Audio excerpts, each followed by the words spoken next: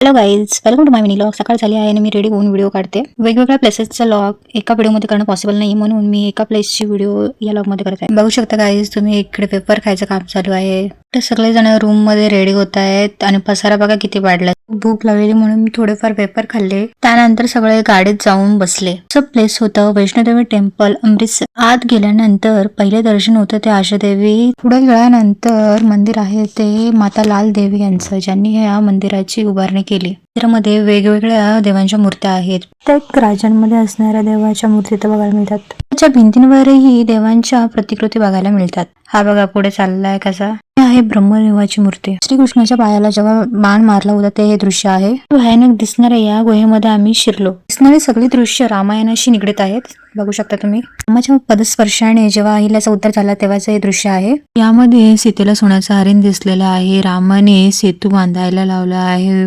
महादेवाची मूर्ती आहे. इथे अशोक वाटिकेत सीता दाखवली आहे. दाखवता येतील तेवढे दृश्य मी दाखवण्याचा प्रयत्न करत आहे. चित्रामध्ये लवकुश यांना वाल्मिक ऋषी शिक्षण देत आहेत. हनुमंताची मूर्ती आहे. मला वाटतं तुम्हाला आंध्र प्रदेशला जायची गरज लागणार आहे, कारण इथेच तिरुपती बालाजी आहे. एकाच छताखाली सगळ्या देवांचे दर्शन इथे तुम्हाला होत आहे.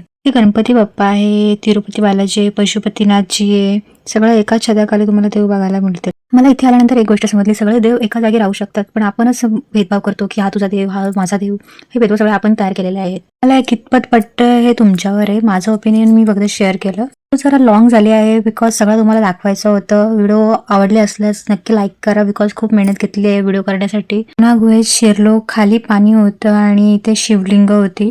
बघू शकता तुम्ही. आपल्या महाराष्ट्रातील विठ्ठल रखुमाईच्या मूर्त्या सुद्धा इथे आहेत. दर्शन घेतल्यानंतर सगळ्यांनी प्रसादाचा लाभ घेतला. बघू शकता मी सगळं खात आहेत.